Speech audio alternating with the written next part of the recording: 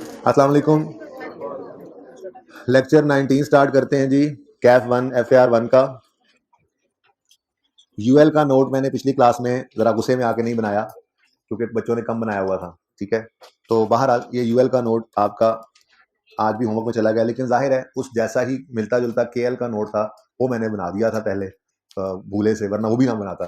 तो खैर केएल का नोट बनाएंगे, फिर क्वेश्चन 69 59 ये नोट बनाने हैं, और 64 का भी 69 का भी 59 तीन नोट बनाएंगे हम। फिर फैम वाला सवाल आपको हैंडआउट में दिया है, इसको मैंने कुछ काटा वाटा करके कुछ आपके काबिल कर दिया है, ठीक है, कि जिसको आप ट्राई कर सकें। बाकी ये सवाल मैंने कल मुकम्मल सॉल्व करना है क्लास में, ठीक है ना। ये हमारा आज का प्लान होगा। तो सबसे पहले हम क्वेश्चन 59 का नोट बनाते हैं, जो पीपीई का नोट हमसे रिक्वायर किया गया था 31 दिसंबर 18 को, ठीक है जी।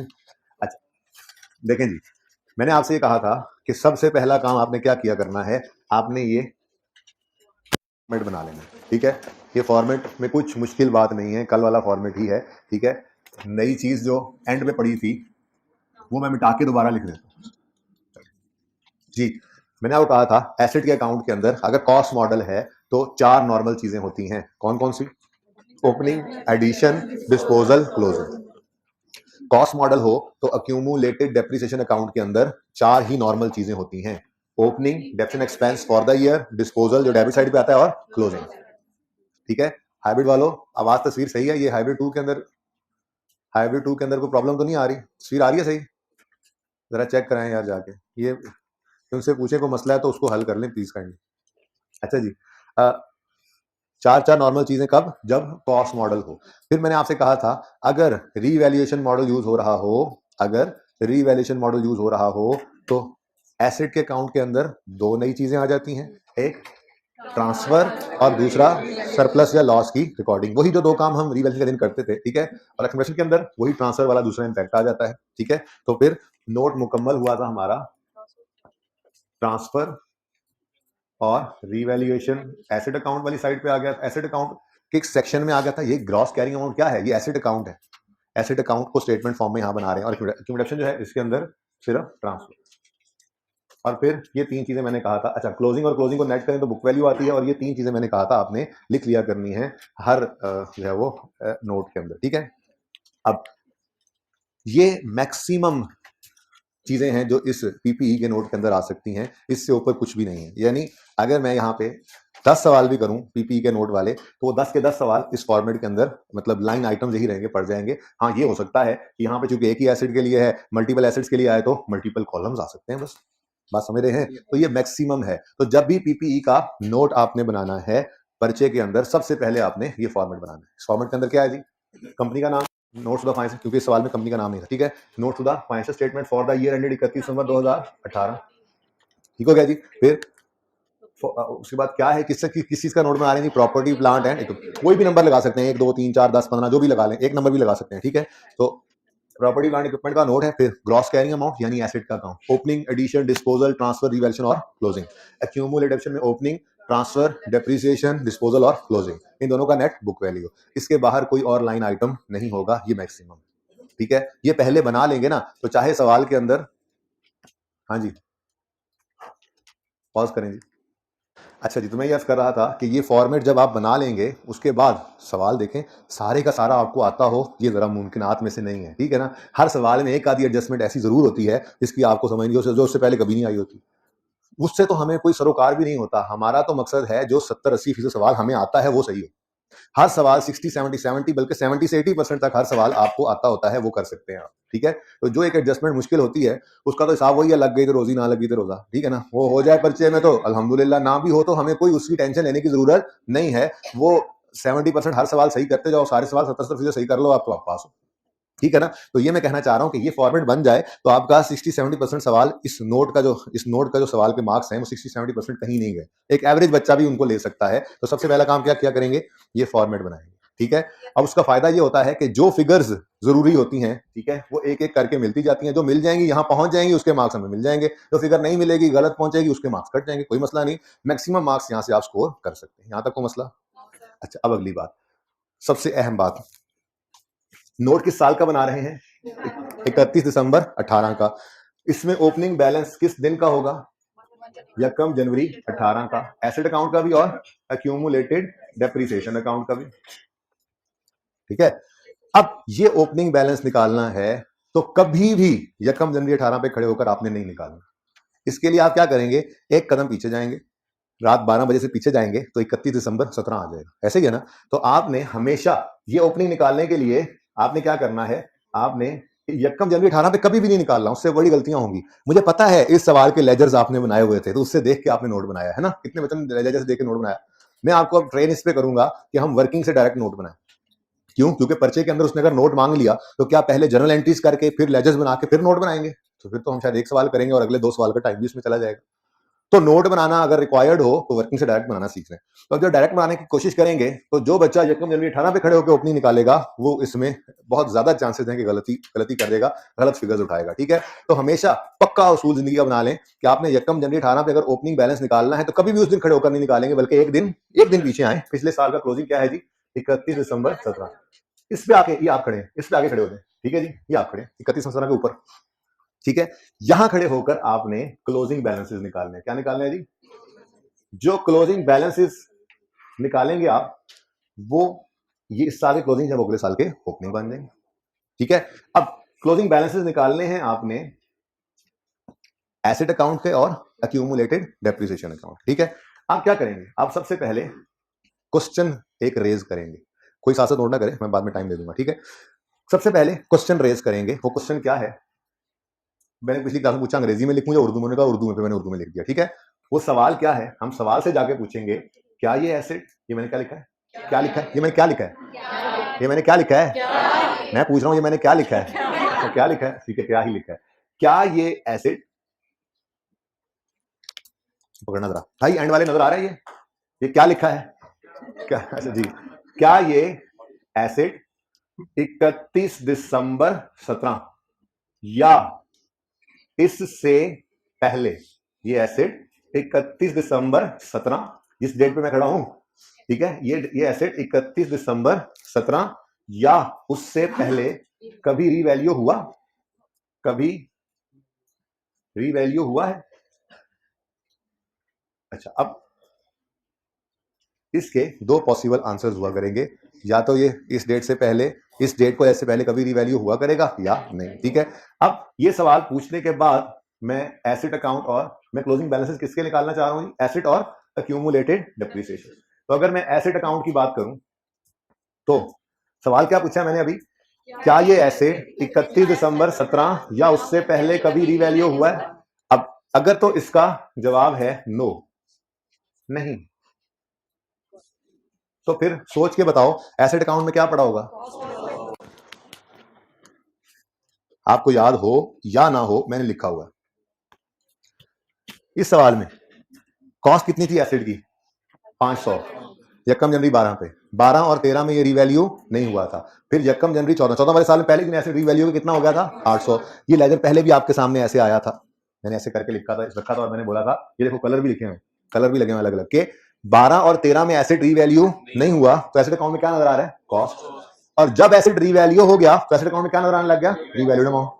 लेटेस्ट अगले में अगली नजर आने लग जाती है। ठीक है ना, यानी अगर एसेट कभी रीवैल्यू हुआ होगा तो एसेट अकाउंट में क्या पड़ी होगी, रीवैल्यूड अमाउंट, और अगर कभी रीवैल्यू नहीं हुआ होगा तो क्या पड़ी होगी, कॉस्ट। ठीक है ना, तो ये सवाल मैं कह रहा था आपको, सबसे पहले हम क्या करेंगे, क्लोजिंग बैलेंस निकालने के लिए ये सवाल रेज करेंगे, क्या ये एसेट 31 दिसंबर जिस दिन खड़े 31 दिसंबर 17 या उससे पहले कभी रीवैल्यू हुआ है। अगर इसका आंसर होगा नो तो फिर एसेट अकाउंट में क्या पड़ा होगा, कॉस्ट। ठीक है, और अगर इस सवाल का जवाब होगा यस, यानी हाँ, क्या होगा जी करते हैं, बदतमीजी ना करें, हाँ जी जी जी, इस सवाल का जवाब, पिछली क्लास में मैंने हाँ लिखा था, फिर बच्चों ने कहा सर अच्छा नहीं लगता, अच्छे बच्चे हैं ना वो लोग, ठीक है, तो उन्होंने कहा सर जी कर दें, हम कैसे कहें आपको हाँ। तो क्या ये एसेट 17 उससे पहले कभी रीवैल्यू हुआ, अगर इसका जवाब है नो, नहीं, तो फिर एसेट अकाउंट में क्या पड़ा होगा, कॉस्ट। और अगर ये इसका जवाब है यस, जी, तो फिर रीवैल्यूड अमाउंट नहीं, लेटेस्ट रीवैल्यूड अमाउंट। ठीक हो गया जी। अच्छा, अब ये सवाल का जवाब ढूंढने के लिए हम सवाल के पास जाया करेंगे। ये सवाल सामने आ गया, ठीक है, हमने क्या पूछा सवाल, भाई क्या ये एसेट 31 दिसंबर 17 या उससे पहले कभी रीवैल्यू हुआ है, सवाल ने कहा यस, इज, है, रीवैल्यूएशन है, 31 दिसंबर 17 या उससे पहले ये कब रीवैल्यू हुआ है, यकम जनवरी 16 पर। तो फिर एसेट अकाउंट में क्या पड़ा होगा? यकम जनवरी 16 वाली रीवैल्यूड अमाउंट यानी 250। ठीक है, कितने बच्चों ने यही निकाल ली? कितनों से गलती हुई और उन्होंने 600 निकाली? वो हाथ खड़ा करें। 600 कितने बच्चों ने ओपनिंग 600 निकाला था? अच्छा सर, हमने तो वर्किंग से डायरेक्ट किया ही नहीं, हमने तो लेजर से बनाया था, इसलिए ये गलती नहीं हुई। कोई बात नहीं, अगला सवाल आ रहा है ना, उसमें करेंगे गलती आप लोग। ठीक है, क्योंकि उसमें आपने लेजर्स मौजूद नहीं होने तो डायरेक्ट की कोशिश की होनी है। या चलें, आप लोगों ने लेजर बना बना के किए, अच्छा आपने प्रैक्टिस कर ली, लेकिन अब लेजर्स की मोहताजी नहीं। लेजर्स कहेगा सवाल में लेजर बनाएंगे, अगर वो नोट कहते तो क्या हम वर्किंग से डायरेक्ट नहीं बनाएंगे, हम पहले लेजर बनाने बैठ जाएंगे? तो मैं आपको सिखा क्या रहा हूं, देखें, वर्किंग इज अ मस्ट। आपने जर्नल एंट्रीज करनी हो, वर्किंग जरूरी है। आपने लेजर्स बनाने हैं, वर्किंग जरूरी है। आपने नोट बनाना है, वर्किंग जरूरी है। ठीक है ना, तो वर्किंग इज अ मस्ट। अब वर्किंग तो लाजमी करनी है, ठीक है ना। अगर सारे काम डायरेक्ट, देखो मैंने लेजर्स बनाए, वर्किंग तो आसानी से हो जाते, ठीक है। जर्नल एंट्रीज आसानी से हो जाती थी, हमने जर्नल एंट्रीज बगैर लेजर के देखे डायरेक्ट वर्किंग से करने की कोशिश की थी। मैंने बहुत कुछ सिखाया था, इसी की बुनियाद बना देते। आज हम क्या सीख रहे हैं? नोट को ही डायरेक्ट वर्किंग से बना लिया करेंगे। ठीक है, तो बड़ा अहम सवाल है ये, क्या क्या ये एसेट 31 दिसंबर 17, बल्कि पहली बात दोबारा रिवाइज करके आए, नोट किस साल का बना रहे हैं? 31 दिसंबर 18 का। ओपनिंग चाहिए किस दिन? यकम जनवरी 18 पे। कभी भी यहां खड़े होकर कैलकुलेट नहीं करना, एक दिन पीछे आएंगे, 31 दिसंबर 17 पे खड़े होकर हम ये सवाल रेज करेंगे, क्या ये एसेट 31 दिसंबर 17 या उससे पहले कभी रीवैल्यू हुआ? अगर इसका जवाब है यस नो, तो फिर क्या होगा? एसेट अकाउंट में पड़ा हुआ कॉस्ट। और इसका जवाब अगर यस है तो लेटेस्ट रीवैल्यूड अमाउंट। अब हमारे सवाल को हम जब देखते हैं, सवाल को ये पूछते हैं ना कि क्या ये 31 दिसंबर 17 या उससे पहले कभी रिवैल्यू हुआ है, तो सवाल का जवाब आया हाँ जी हुआ है। तो किस दिन हुआ है? ये यकम जनवरी 16 को हुआ है। हमने कहा इसका मतलब एसेट अकाउंट में यकम जनवरी 16 वाली रिवैल्यूड अमाउंट पड़ी होगी, यानी 250। ठीक है, तो ये 250 31 दिसंबर 17 का क्लोजिंग बैलेंस है एसेट अकाउंट का। ठीक है, अगर ये 31 दिसंबर 17 का क्लोजिंग है तो फिर यही यकम जनवरी 18 का ओपनिंग बनेगा। ठीक है, 250 डन। अब यही सवाल अक्यूमुलेटेड डेप्रिसिएशन अकाउंट का बैलेंस भी हमें देगा। दूसरी चीज हमें क्या चाहिए? अक्यूमुलेटेड डेप्रिसिएशन अकाउंट का बैलेंस। अब अगर मेरे प्यारे बच्चों, पागल खानों, ये एसेट 31 दिसंबर 17 या उससे पहले कभी रिवैल्यू नहीं हुआ, यानी इसका आंसर अगर क्वेश्चन का नो है, तो फिर अक्यूमुलेटेड डेप्रिसिएशन अकाउंट के अंदर डेप्रिसिएशन पड़ी होगी, डेप्रिसिएशन फ्रॉम, बोलो बोलो बोलो, date of purchase till 31 December 17। ठीक है, और अगर ये एसेट खुदा ना खास्ता कभी 31 दिसंबर 17 या उससे पहले हाँ जी रीवैल्यू हुआ है, तो फिर एक्यूमुलेटेड डेप्रिसिएशन अकाउंट के अंदर पड़ी होगी depreciation from date of latest revaluation till 31 December 17। ठीक हो गया जी? सही है। अब सवाल तो वही हुआ है, ये 31 दिसंबर 17 या उससे पहले रीवैल्यू हो चुका है। तो अगर रीवैल्यू हो चुका है तो किस दिन हुआ है? यकम जनवरी 16 पर। तो फिर एसेट अकाउंट, एक्यूमुलेशन अकाउंट के अंदर पड़ी होगी डेप्रिसिएशन यकम जनवरी 16 से 31 दिसंबर 17 तक। यकम जनवरी 16 से 31 दिसंबर 17 तक। अब फिगर ढूंढने के लिए हमें जाना पड़ा करेगा वर्किंग। पहली फिगर कहां से मिल गई? सवाल से। दूसरी फिगर के लिए कहां आना पड़ा? वर्किंग में। और ये काम मैंने पहले से प्रैक्टिस करवाया हुआ था आपको, इसीलिए ये येलो लाइंस लगाया करता था। ठीक है, क्या बोला अभी आपको? ये एसेट 31 दिसंबर 17 से पहले रीवैल्यू हुआ है। कब हुआ है? यकम जनवरी 16 पर। तो फिर अक्यूमुलेटेड डेप्रिसिएशन अकाउंट के अंदर डेप्रिसिएशन पड़ी होगी यकम जनवरी 16 से 31 दिसंबर 17 तक, यानी इन दो येलो लाइंस के दरमियान वाली, क्योंकि इस दिन तक की तो ट्रांसफर होकर नील हो जाती थी ना। ठीक है, तो अगर ये एसेट 31 दिसंबर 16 से पहले 17 से पहले कभी रिवैल्यू हुआ है, तो कब हुआ है?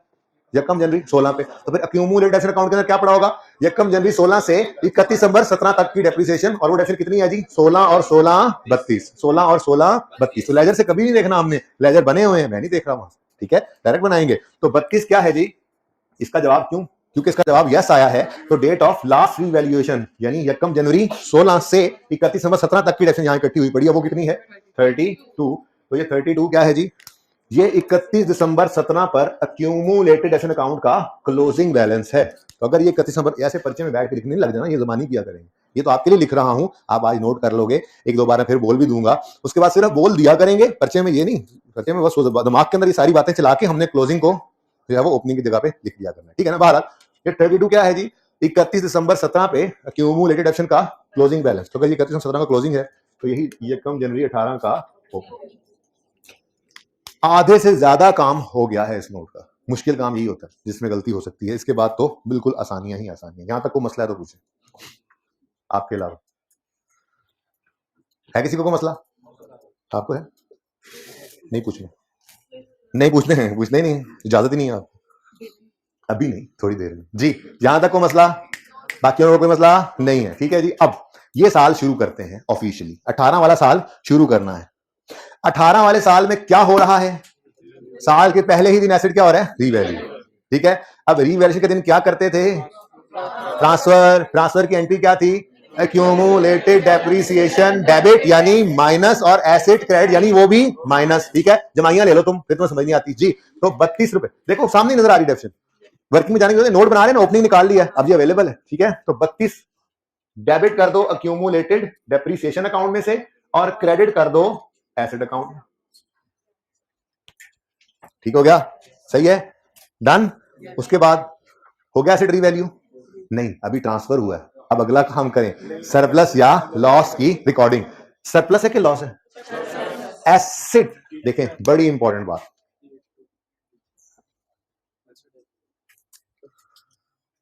ये एसेट अकाउंट है, ठीक है। कॉस्ट अलग, एक्यूमुलेशन अलग नहीं है, बुक वैल्यू पे है, पर ये एसेट है, और ये रिवैल्यूएशन सरप्लस, और ये प्रॉफिट एंड लॉस। कल क्या लिखवाया था आपको? पीपी का नोट तो कुछ भी नहीं है, ये तो बस एसेट और एक्यूमुलेशन अकाउंट को स्टेटमेंट फॉर्म में लिखने का नाम है। क्या मैंने ऐसा कुछ लिखा था कि रिवैल्यूएशन सरप्लस को स्टेटमेंट फॉर्म में लिखने का नाम है, या प्रॉफिट एंड लॉस को? नहीं। इसका मतलब नोट जो है पीपीई का, उसके अंदर सिर्फ दो ही अकाउंट्स आते हैं, एसेट और एक्यूमुलेटेड डेप्रिसिएशन, जो हमारी वर्किंग में सिर्फ इस लाइन से डिनोट हो रहे होते हैं, बुक वैल्यू वाली लाइन से। ये दोनों हमारे एसेट का अकाउंट नहीं है, एक्यूमुलेशन का अकाउंट नहीं है। फिर रियल सरप्लस का लेजर बनता नहीं है? बिल्कुल बनता है। वो बनेगा, वो शो कहां होता है? इक्विटी में। कहां शो होता है? एसेट्स में तो नहीं ना आता, वो इक्विटी में क्या था ना, शेयर कैपिटल रिटेन्ड अर्निंग्स के बाद, याद आ रहा है आपको? मैंने प्रेजेंट किया था, नहीं तो मैं ओपन करके दिखा देता हूं अगर कहते हो तो। इक्विटी का आइटम था, और इक्विटी के अंदर हम जाके जब स्टेटमेंट इक्विटी बनाना सीखेंगे ना, तो वहां पे इसको फिर देखेंगे, इसका कॉलम आया करेगा स्पेशली, ठीक है। इसका मतलब पीपीई के नोट में इसकी कोई जगह नहीं है, पीपीई के नोट में प्रॉफिट एंड लॉस की कोई जगह नहीं है, ये अपनी अपनी जगह पे जाते हैं। हाँ, कल इंशाल्लाह मैं एक मूवमेंट बनाना सिखाऊंगा आपको रियल सरप्लस की, पर वो पीपीई के नोट की मेन बॉडी में नहीं आएगी, बल्कि वो आगे जाके सब नोट्स के अंदर आएगी, ठीक है। फिलहाल उसको आपने कंसिडर नहीं करना, फिलहाल मेन बॉडी की बात करें तो मेन बॉडी के अंदर ये जब नोट बनाने लगे तो ये दोनों कॉलम साइड पे कर दें, अब रह गया सिर्फ ये, ठीक है। ये बात इतनी लंबी क्यों की मैंने? मैं कह रहा हूं आपको सरप्लस या लॉस जो आया है उसको रिकॉर्ड करना है, ठीक है। अब एसेट अकाउंट में, यार ये थोड़ा सा तेज करवा दें भाई। एसेट अकाउंट में 382 क्या हो रहा है? बढ़ रहा है, यानी डेबिट हो रहा है। तो एसेट अकाउंट को 382 से जाकर कर देंगे डेबिट। अब क्रेडिट मेरी बला से रिवन सरप्लस हो रहा है, मेरी बला से प्रॉफिट लॉस हो रहा है, जाए भाड़ में, हमें इससे क्या। हम इस वक्त इंटरेस्टेड हैं पीपीई का नोट बनाने में, छोड़ दो मोबाइल को, हम इस वक्त इंटरेस्टेड हैं पीपीई का नोट बनाने में। तो पीपीई का नोट जो है उसमें सिर्फ एसेट और एक्यूमुलेशन आते हैं, और वो हमारे इस कॉलम में पड़े हुए हैं नेट होकर। तो इसका मतलब एसेट अकाउंट ने 382 से क्या होना है? डेबिट। क्रेडिट किधर होना है? फिलहाल मैं इसमें इंटरेस्टेड नहीं हूं, मेरा पीपीई का नोट इसके बगैर भी पूरा हो जाएगा, मेन बॉडी नोट की, ठीक है। तो फिर पहला काम क्या किया हमने? ट्रांसफर। क्या काम किया जी? पहला transfer, accumulated debit asset credit. Next step क्या है जी? सरप्लस या लॉस की रिकॉर्डिंग है। क्या आ रहा है? सरप्लस या लॉस? बस एसेट के कॉलम में 382 क्या हो रहा है? ऐड यानी डेबिट, तो यहां पे आकर लिख दो 382, ठीक है जी। और ये लो जी, बस क्रेडिट कहां हुआ? हमें इससे क्या। रीवैल्यूएशन सरप्लस लॉस लिखने की भी जरूरत नहीं है, पॉजिटिव आ रहा है तो मतलब सरप्लस है, ठीक है। ये पॉजिटिव लिखा है ना मैंने 382, अगर लॉस होता तो मैं माइनस लिख देता, ठीक है। एसिड क्या हो रहा है? डेबिट, बढ़ रहा है, तो यहाँ पे बढ़ने वाली चीज पॉजिटिव से नजर आएगी, ठीक है। तो पॉजिटिव 382, ये हो गया acid debit, done. Surplus credit हुआ, प्रॉफिट लॉस हुआ, हमें उससे कोई लेना देना नहीं है। तो और इसको पक्का करते हैं। जैसे मिसाल के तौर पर मैं 14 वाले साल का नोट बना रहा होता, 14 वाले साल में पहले ट्रांसफर की एंट्री करता और फिर सरप्लस लॉस की रिकॉर्डिंग करने लगता, तो एसेट में क्या आ रहा है? 350 का सरप्लस, तो ये एसेट अकाउंट में क्या करता? डेबिट। क्रेडिट इधर मर्जी होना है, इस वक्त हमें उससे कोई इंटरेस्ट नहीं है। सरप्लस रिवन सरप्लस के अकाउंट में जाना है, वो भी बनाना सीखेंगे, लेकिन फिलहाल पीपी के नोट के अंदर इसकी कोई जगह नहीं है, मेन नोट के अंदर, ओके। ऐसे ही मिसाल के तौर पर 16 का नोट बना रहा होता, तो ये कम 16 पे खड़े होकर मैं पहले ट्रांसफर करता, और फिर सरप्लस लॉस की रिकॉर्डिंग करनी होती, तो सरप्लस है लॉस है, लॉस। एसेट का अकाउंट क्या करता? 462 से माइनस डेबिट जिधर मर्जी होना है, ये क्रेडिट लिख देना था, डेबिट जहां मर्जी होना है, पीपीई के नोट के अंदर मुझे उससे कोई कंसर्न नहीं है, ठीक है। बात समझे हो? ठीक है, चलो ये बात समझ आ गई है। अब यकम दिनी 16 पे आपने क्या किया? ट्रांसफर और सरप्लस है लॉस की रिकॉर्डिंग, डन हो गई रिवैल्यूएशन। अब ये रेंट पे आए, क्या करना है? 18 का साल चल रहा है ना जी, क्या है जी? 43 की डेप्रीसिएशन। एंट्री क्या होती है? Depreciation expense debit accumulated डेप्शन। अब डेप्शन एक्सपेंस कहां डेबिट होता है? प्रॉफिट एंड लॉस में। डेप्शन एक्सपेंस कहां डेबिट होता है? प्रॉफिट एंड लॉस में। उसका दूसरा इंपैक्ट अक्यूमुलेटेड डेप्शन में क्रेडिट होता है। ये दूसरा इंपैक्ट हमने यहां पे दिखाना होता है, ठीक है ना? डेप्शन एक्सपेंस प्रॉफिट एंड लॉस में डेबिट और अक्यूमुलेटेड डेप्रीसिएशन, ये 43 डेप्शन एक्सपेंस 43 था ना? बोलो सवाल में कोई एडिशन है जी? कोई डिस्पोजल? अब इधर देखो क्लोजिंग, ये निशानी है।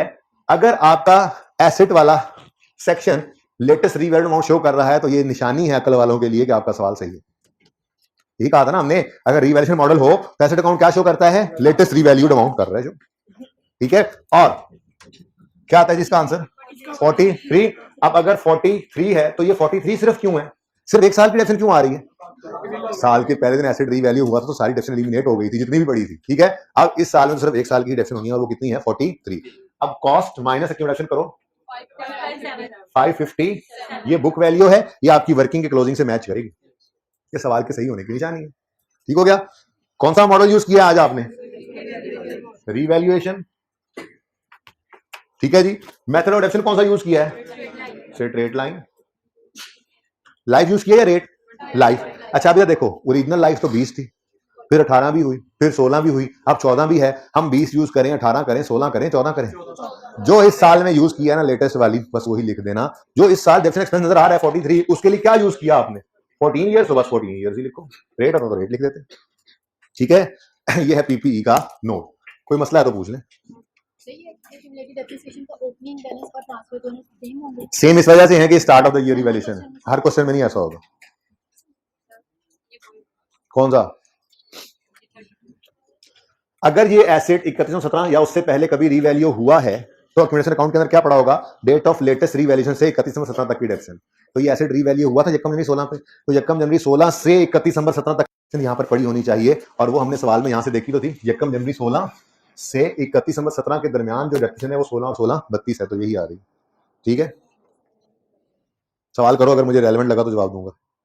मुझे यहाँ मैंने डेटर से लेजर से ही बनाया, तो मुझे अभी फ्रीक्वेंटली, हाँ वो करना है फ्रीक्वेंट, और इसी क्लास में करना है अभी कोशिश करके। अच्छा जी,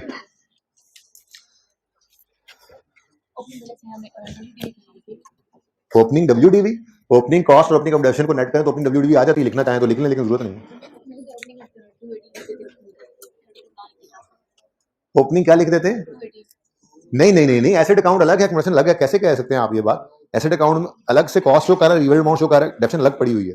वो तो सिर्फ हमने ट्रांसफर करके इस दिन रिवैल्यू करना था, रिवैल्यू करने के बाद दोबारा से वो अलग ही पड़ा है, डेप्शन अलग ही पड़ी हुई है। तो हमने अलग अलग बनाए हुए। बुक वैल्यू पे तो नहीं बनाना कभी भी, बुक वैल्यू पे लेके जाना है और फिर फौरी तौर पे रिवैल्यू करके उसको रिवैल्यू अमाउंट पे रख लेना है, डेप्शन फिर अलग है। अच्छा जी सुने, ये ट्रांसफर है और ये डेप्रीसिएशन है। मैंने कल फॉर्मेट में भी ऐसा ही किया और आज पहले सवाल में भी ऐसा ही किया कि ओपनिंग के बाद पहले ट्रांसफर लिखा फिर डेप्रीसिएशन। क्या हमेशा ऐसे ही करना है? स्टैंडर्ड में कोई मान्यता नहीं है, आप तरतीब जो मर्जी कर लें। ओपनिंग के बाद आप ट्रांसफर लिख लें, फिर रिवर्जन लिख लें, फिर एडिशन लिख लें, फिर डिस्पोजल, कोई मसला नहीं है। आप ओपनिंग के बाद पहले एडिशन लिख लें, फिर डिस्पोजल लिख लें, फिर ट्रांसफर, कोई मान्यता नहीं है, कोई तरतीब जरूरी नहीं है। लेकिन आप लोगों के लिए एक छोटी सी टिप है, एक जुगाड़ है, एक फायदे की चीज है जिससे आपको थोड़ा आसानी हो जाया करेगी सवालों में। वो जुगाड़ अपने पास लिख लें, यहाँ पे स्टार लगाएं और सफे के टॉप पे आप लिखें एक जुमला कि अगर start of the year revaluation हुआ करेगी, अगर revaluation start of the year होगी, अगर revaluation start of the year होगी तो एक्यूमुलेटेड डेप्शन एक्डेप, तो एक्डेप एक्यूमुलेटेड डेप्शन पूरा ना लिखना, टाइम बचेगा। अगर start of the year revaluation होगी तो एक्यूमुलेटेड डेप्रीसिएशन वाले सेक्शन में, इसकी बात कर रहा हूं, तो एक्यूमुलेटेड डेप्रीसिएशन वाले सेक्शन में ओपनिंग के बाद पहले ट्रांसफर फिर डेप्रीसिएशन लिखना। तो एक्यूमुलेटेड डेप्रीसिएशन वाले सेक्शन में पहले ट्रांसफर फिर डेप्रीसिएशन लिखना।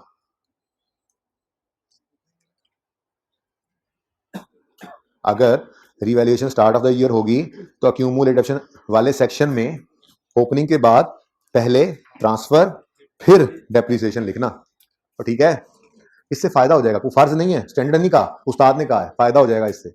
एक गलती जो है उसके चांसेस जरा कम हो जाते हैं। ठीक है, ये इंशाल्लाह अभी अगले सवाल में आपको पता लग जाएगा जब end of the year evaluation होगी। अब स्टार्ट ऑफ द ईयर के लिए आपको क्या उसूल लिखवाया? ओपनिंग के बाद पहले ट्रांसफर फिर डेप्रिसिएशन। तो अगर यही ईयर एंड पे रिवैल्यूएशन चली जाए तो क्या करोगे?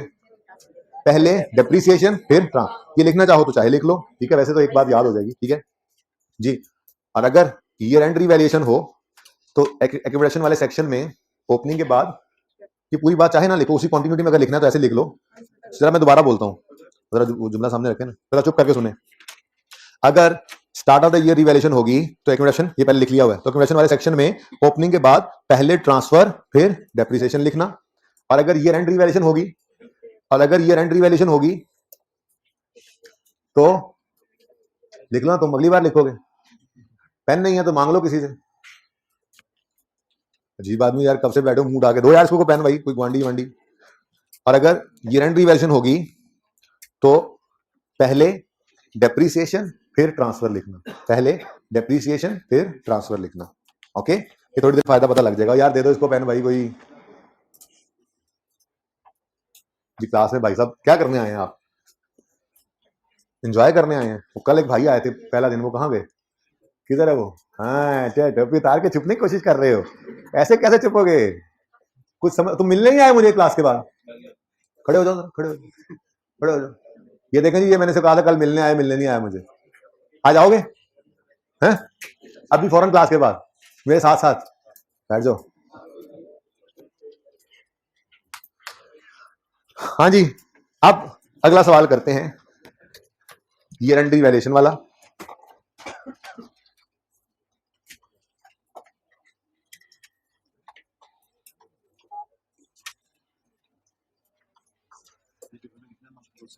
अठारह नंबर तक तो आ जाता है, 18 से 20 भी हो जाते हैं। हाँ, 17 से 19, 18 से 20 नंबर का आता है सवाल। ये सिर्फ नोट, इसके अलावा तो हर टॉपिक में ये घुसा ही हुआ है आगे 16। और अब अगले जो 3-4, यानी कि हमने इसके बाद कुछ छोटे छोटे टॉपिक्स करने हैं। जैसे प्लीज, जैसे IAS 36 है, कुछ 4-5 दिन लगते हैं। IAS 23 है, कुछ 7-8 दिन लग जाते हैं। फिर IAS 20 है, 3-4 दिन उस पर। IAS 40 है, 4-3-4 दिन उस पर। ये सारे छोटे छोटे टॉपिक्स जो हैं, यानी कि जो मिला जुला के को 15 से 20 दिन में सारे ही हो जाते हैं, वो भी बंच ही है इसके साथ। ये 5 के 5 मिलकर ही अक्सर टेस्ट होते हैं, अलग भी हो सकते हैं। तो ये अराउंड 40 to 45% मार्क्स जो है पर्चे के अंदर इसमें पड़े होते हैं। तो इसकी सिग्निफिकेंस ज्यादा है, मैं समझता हूँ। 18 को नंबर का इसका अपना सवाल आता है, उसके अलावा इसकी सिग्निफिकेंस क्या है? कैश फ्लो के सवाल में भी इसकी एडजस्टमेंट मिलेगी आपको IAS 8 के सवालों में भी इसकी एडजस्टमेंट मिलेगी, आपको करेक्शन ऑफ एरर के सवाल में भी इसकी एडजस्टमेंट मिलेगी, आपको NPO के सवाल के अंदर भी इसकी एडजस्टमेंट मिलेगी। इसने आपकी जान को नहीं छोड़नी। तो जब हर टॉपिक के अंदर भी इसकी एडजस्टमेंट आएगी तो हर टॉपिक में 1-2 नंबर साथ ही चल रहे होते हैं इसके भी। तो मेरे हिसाब से तो ये जो 20-22 लेक्चर्स लगाए जाते हैं, ये कोई इसको हल्का लेने वाले या जो इस टॉपिक को हल्का लेते हैं वो फिर सारा FAR 1 परेशान ही रहते हैं। और जो इसको टिका के कर लेते हैं वो हर टॉपिक के अंदर जब भी आता है वो 1 मिनट से इसकी एडजस्टमेंट 1 मिनट के अंदर कर लेते हैं। तो इसकी सिग्निफिकेंस इतनी है, मैं समझता हूँ अराउंड 30 मार्क्स तो कम से कम सिर्फ IAS 16 के होते ही हैं हमारे पर्चे में, मोर और लेस। ठीक है ना, अपना सवाल अलग और हर जगह इसकी टांग अलग।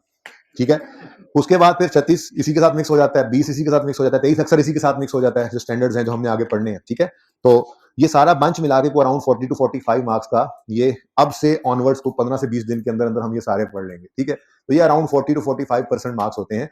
उसके बाद फिर टॉपिक्स जो है उन पर टाइम कम लगता है, मार्क्स जरा ज्यादा होते हैं। ये सबसे लेंथी, मैंने बताया था सबसे ज्यादा टाइम इस टॉपिक में लगता है। लेकिन बोर तो अभी नहीं हुए ना, बस अब 1-2 दिन बाद जब बोर होना शुरू करोगे तो मैं छोटी मोटी चीजें इसकी पेंडिंग कर देता होता हूँ, फिर वो साथ साथ। तो एक दिन छोटा सा काम रहेगा जी, फुल डेप्थ ऐसे का सवाल रहेगा जी, चलो आज ये कर लेते हैं, जितना टाइम मिला ऐसे करके फिर कर लेते हैं। 20-22 दिन तक मेन काम इसका हम कर लेंगे इंशाल्लाह। ठीक है, SQL ये होमवर्क में था जी, क्वेश्चन 64। देखें जी, मैंने कहा सबसे पहला काम क्या करना है, ये फॉर्मेट बनाना है आप। सबसे पहला काम ये format, SQL notes of statement for the unit 31 number 17, opening, addition, disposal, transfer, revaluation, closing. चुप करके बना लो, कोई और चीज आनी नहीं है इसके अलावा। फिर ओपनिंग, डिस्पोजल, क्लोजिंग, रह गया ट्रांसफर और डेप्रिसिएशन। एक उसूल लिखवाया थोड़ी देर पहले, अगर start of the year revaluation है तो पहले ट्रांसफर फिर डेप्रिसिएशन। इस सवाल में तो ईयर एंड पे रिवैल्यूएशन है, तो पहले क्या करेंगे, पहले डेप्रिसिएशन लिख लेते हैं, फिर अभी फायदा पता लग जाएगा इसका। बाकी कोई ना करे ऐसे तो उसकी मर्जी है, ये सिर्फ उस्ताद का मशवरा है, एक टिप है, एक जुगाड़ है फायदे के लिए, कोई स्टैंडर्ड की रिक्वायरमेंट नहीं है। कोई ना लिखना चाहे तो ना लिखे। Start of the year revaluation तो पहले ट्रांसफर फिर डेप्रिसिएशन। बाकी मिड ऑफ द ईयर हो, एंड ऑफ द ईयर हो, मिड ऑफ द ईयर का सवाल करना है किसी दिन, हम कर लेंगे, छोटा सा 10 मिनट का काम है। ठीक है, स्टार्ट ऑफ द ईयर के अलावा किसी भी दिन रिवैल्यूएशन हो तो पहले डेप्रिसिएशन लिख लेना, फिर ट्रांसफर, ठीक है जी। नॉर्मली प्रैक्टिकली भी या start of the year revaluation होती है या एंड में, ठीक है ना। लेकिन मिड ऑफ द ईयर कर लेंगे सवाल, कहीं सवाल हमें करा दे तो कोई मसला नहीं है। प्रैक्टिकली जो है वो मतलब आप इंडस्ट्री में अगर जाएंगे तो देखेंगे नॉर्मली जो वो साल के शुरू या एंड पे ही होती है, प्रैक्टिस ही होती है उसकी, ठीक है। एनीवेज ये जी हमारे नोट की मेन बॉडी बन गई, कोई मसला इसमें। ये आपने जितनी क्विकली हो सके, अभी आगे ना 2 से 3 दिन हमने इस नोट पे लगाने हैं, कल का दिन, फिर एक दिन और, शायद एक दिन और, यानी कि आज के अलावा 2 से 3 दिन, फिर इस नोट को रोक देंगे। लेकिन ये फिर भी रुकेगा नहीं, क्यों? मैं उसके बाद आइए 36 शुरू करूंगा, 3-4 दिन में पूरा होगा, उसके सवाल अलग करेंगे और फिर आपको एक सवाल टेस्ट में या होमवर्क में मिलेगा जिसमें फिर आपने नोट बनाना होगा, उस नोट में बाकी सारा भी होगा, आइए 36 भी मिक्स होगा। फिर आइए 73 पढ़ेंगे 8-9 दिन लगा के, उसके सवाल पास पेपर के अलग करेंगे, फिर जब वो मुकम्मल होगा फिर आपको टेस्ट में या क्लास वर्क के होमवर्क के अंदर एक सवाल मिलेगा नोट का, जो जाहिर है करवाया भी करूंगा, वो पूरा नोट बनाओगे, बीच में IS-23 भी मिक्स हुआ पड़ा होगा। फिर IS-20 करेंगे गवर्नमेंट ग्रांट, अब वो टॉपिक पूरा करने के बाद उसके सवाल अलग करेंगे, फिर एंड पे आपको एक टेस्ट में या होमवर्क में सवाल मिलेगा जिसमें फिर नोट बनाएंगे, उसके अंदर गवर्नमेंट ग्रांट मिक्स हुआ पड़ा होगा। तो ये IS-16 का PPE का नोट जो है, ये समझ लो कि अगले 15-20 दिन भी चलते रहना है, लेकिन ये 3-4 दिन के बाद इसकी जरा फ्रीक्वेंसी इस तरह से हो जाएगी कि हफ्ते बाद एक नोट आ जाया करेगा आपकी जिंदगी में, और फिर ये चलता रहेगा आगे हर टॉपिक के बाद मिक्सचर के साथ। तो इसका मतलब कोई 5-6 नोट में क्लास में बनवाऊंगा, लेकिन शायद 2 से 3 नोट यहां बनाकर एक बार फिर अगले टॉपिक्स पे हमें जाना पड़े, ताकि हम ये जो इंटीग्रेटेड टॉपिक्स होते हैं ना, इनको भी साथ साथ तैयार करें। आइए 36 और 16 मिक्स हो रहा है, 23 और 16 मिक्स हो रहा है, 20 और 16 वो मिक्स करना तो यहीं भी सीखना है, ठीक है। तो इस तरह से हमारी प्लानिंग चलेगी। ओके, अच्छा जी, दरवाजा खुल रहा है, आप लोग उधर देख रहे हैं, कोई वजह है इसकी? चौकीदारों, अच्छा जी। अब नोट किस साल का बना रहे हैं जी? 31 दिसंबर 17 का। ओपनिंग किस दिन के चाहिए होंगे फिर? 1 जनवरी 17 पे। लेकिन इनको कैलकुलेट किस दिन करेंगे? बिल्कुल वैसी लाइन खींचो भैया, देखो ऐसे 31 दिसंबर 16, एक दिन पहले ये खड़े हो गए आप, 31-16 के ऊपर खड़े हैं आप, ठीक है। अब 31-16 पे खड़े होकर आपने क्लोजिंग बैलेंसेस निकालने हैं एसिड के और अक्यूमुलेटेड डेप्रिसिएशन के। अब देखो वो लंबे सवालों से जरा छोटा कर दिया सवालों को जी। सवाल, क्या ये एसिड 31 दिसंबर 16 या उससे पहले कभी रिवैल्यू हुआ? अब सवाल के पास जाएंगे तो 31 दिसंबर 16 या उससे पहले ये रिवैल्यू हुआ है, किस दिन हुआ है? 31 दिसंबर 15 पे। तो फिर एसिड अकाउंट में क्या पड़ा होगा? 31 दिसंबर 15 वाली रिवैल्यूड अमाउंट, यानी 208, ठीक है। और अगला सवाल, अगर ये एसिड रीवैल्यू हुआ है कभी, तो फिर एक्यूमुलेशन अकाउंट के अंदर इसकी डेट ऑफ, ये लास्ट वाली रिवैल्यूएशन से डेट ऑफ सेल कह रहा हूं, 31 दिसंबर 16 तक की डिडक्शन पड़ी होगी, ठीक है, वो ये सिखाया है। अब लास्ट रिवैल्यूएशन किस दिन हुई है? 31 दिसंबर 15 पर, और हम खड़े हैं 31 दिसंबर 16 पर, तो फिर 31 दिसंबर 15 से 31 दिसंबर 16 तक की डिडक्शन एक्यूमुलेशन अकाउंट के अंदर इकट्ठी हुई पड़ी होगी। बोलो, ये मिलेगी हमें कहां से? वर्किंग में से, वर्किंग में से। ये वर्किंग है जी हमारी। 31 दिसंबर 15 पे ये एसिड रीवैल्यू हुआ है, तो एक्यूमुलेशन अकाउंट के अंदर 31 दिसंबर 15 से 31 दिसंबर 16 के दरमियान जितनी डिडक्शन है वो, ये की डिडक्शन है कितनी? 35। ये 35 की डिडक्शन 31 से 16 पे एक्यूमुलेट हुई पड़ी होगी। क्यों? देखो 31 दिसंबर 15 तक की डेप्रिसिएशन तो वैसे ही एलिमिनेट होकर खत्म हो चुकी है, तो 31 दिसंबर 16 में खड़े होकर जब हम देखेंगे एक्यूमुलेशन अकाउंट के अंदर कितना बैलेंस पड़ा है, तो वो 31 दिसंबर 15 से 31 दिसंबर 16 के दरमियान वाली डिडक्शन ही होगी ना। और वो कितनी, एक साल गुजरा है तो एक साल की ही डेप्रिसिएशन होगी, कितनी है जी? 35। तो 31 दिसंबर 16 पर अक्यूमुलेटेड डिडक्शन का क्लोजिंग बैलेंस क्या होगा जी? 35। लो भाई, लो भाई, लो भाई, लो भाई, आगे भाई, आगे ये आगे हमारे बैलेंसेस 10 रुपए 10 रुपए 10 रुपए हैं जी। लो भाई, तो 208 31 दिसंबर 16 का अगर क्लोजिंग है, तो यही 1 जनवरी 17 का ओपनिंग एसिड का। 35 अगर अक्यूमुलेटेड डेप्शन का क्लोजिंग है 31 दिसंबर 16 पे, तो यही 1 जनवरी 17 का ओपनिंग बन जाएगा। नहीं नेट करके लिखना, नेट करके नहीं लिखना, ये दोनों अलग अलग हैं, ठीक है, अलग अलग ही रखना है। ओके, लो भाई, अब 17 का साल शुरू हुआ चाहता है लाहौर से गिरदो नवा में, बाकी शहरों वाले अपने टाइम के हिसाब से साल 17 को शुरू कर लेंगे, ठीक है जी। हाँ जी बोले, 17 का साल शुरू हो रहा है। क्या हो रहा है 17 में? जाग रहे हो ना? रीवैल्यू हो रहा है, लेकिन रीवैल्यू हो रहा है 31 दिसंबर 17। इसका मतलब पहले करेंगे डेप्रीशिएट, फिर करेंगे रीवैल्यू। अब 17 के साल की डेप्रिसिएशन कितनी है? वही 35 ही होनी है भाई जी। 31 दिसंबर 17 के साल की डेप्रिसिएशन देखो, 35 एंट्री बोलो, depreciation expense profit and loss में डेबिट, अक्यूमुलेशन हमारे नोट में क्रेडिट। तो depreciation expense profit and loss में डेबिट और अक्यूमुलेटेड डेप्रीसिएशन क्रेडिट। ये फायदा है end of the year revaluation वाले सवाल में पहले डेप्रिसिएशन लिखने का। एक मिनट सब्र कर दो। अब 31 दिसंबर 15 पे ये एसिड क्या होने जा रहा है? रीवैल्यू। रीवैल्यूएशन के दिन खड़े होकर क्या करते हैं? पहला काम ट्रांसफर और दूसरा सरप्लस लॉस की रिकॉर्डिंग। ट्रांसफर करना है तो कितना बैलेंस इकट्ठा हो चुका है? 35 नहीं है, अब 70 है। इसलिए कहा था आपको फायदा हो जाएगा, end of the year revaluation हो तो पहले डेप्शन लिख लो फिर ट्रांसफर। ओके, यकम जनवरी 17 पे ओपनिंग 35 निकल आया, समझ आती है। अब 17 के साल में डेप्रीसिएशन एक्सपेंस कितना है जी? 35 का डेप्शन एक्सपेंस डेबिट एक्यूमुलेशन क्रेडिट की एंट्री पड़ी, डन। अब 31 दिसंबर 17 पे एसेट पहुंच गया। अब 31 17 पे इसको क्या करना है? रीवैल्यू। तो पहला काम क्या करोगे? ट्रांसफर के लिए डेप्शन अकाउंट अकाउंट के अंदर कितना डेप्शन का बैलेंस पड़ा हुआ है? 35 या 70? 70 इकट्ठा हो गया ना, ठीक है। तो 70 को क्या कर देंगे? ट्रांसफर। फिर मैंने ये कहा, इसलिए मैंने कहा था कि अगर end of the year revaluation हो तो पहले डेप्रिसिएशन लिखो फिर ट्रांसफर, ताकि ओपनिंग प्लस इस साल की डेप्शन इकट्ठी होकर ईयर एंड तक जो फिगर निकलनी है वो आपके सामने आ जाए इजीली। आप अगर आप पहले ट्रांसफर लिखते तो हो सकता है कंफ्यूज होकर आप 35 को ट्रांसफर कर देते, जो कि गलत होता, ठीक है। अब बताओ 31 दिसंबर 17 तक ये एसेट कितना डेफिसिट हो चुका है?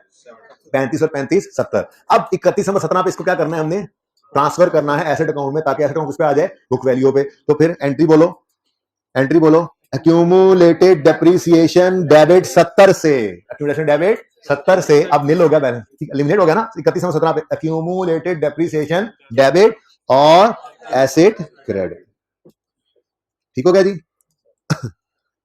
उसके बाद सरप्लस है, लॉस की रिकॉर्डिंग है। हाँ भाई बोलो, सरप्लस है कि लॉस है? सरप्लस है। 29 से एसेट का अकाउंट क्या हो रहा है? Asset building. 29 से क्या हो रहा है? डेबिट क्रेडिट, मेरी बुला से जहां मर्जी जाता रहे, मुझे उससे क्या, ठीक है। तो 29 से एसेट को कर दो डेबिट, डन। कोई एडिशन है जी? कोई डिस्पोजल? बोलो जी क्लोजिंग। ये 167 यहीं से बता देगा आपको सवाल सही है, ये देखो, ठीक है। 17 की लेटेस्ट रिवॉर्ड अमाउंट क्या है? 167। एसेट अकाउंट भी वही शो कर रहा है 167, ठीक है। डिस्पोजल तो कोई है नहीं, और एक्यूमुलेशन का बैलेंस कितना आ रहा है? ये क्यों हो गया? ईयर एंड रीवैल्यूएशन हो तो क्लोजिंग बैलेंस जीरो आता है। जिस दिन आपने घर पे लेजर बनाया था तो अगले दिन मैंने आके ये कहा था, काबिल जिक्र बात हुई होगी, एक्यूमुलेशन का बैलेंस रीवैल्यूएशन वाले साल में जीरो आ रहा होता है। क्यों? क्योंकि साल के एंड पे रीवैल्यूएशन होती है, ठीक है। तो फिर क्लोजिंग भी कितना बनेगा? 160, जीरो नहीं 160, बुक वैल्यू 167, और ये वर्किंग से मैच भी कर रहा है, देखो, ठीक है, समझे हो? ओके जी बेटा, आपका क्वेश्चन। हाँ नहीं, अगर एडिशन इस साल में तो ओपनिंग में कैसे ऐड कर सकते हैं, ठीक है। हाँ, अब अगली बात है कि रीवैल्यूएशन में कौन से एसेट आएंगे, वो सवाल खुद बताएगा।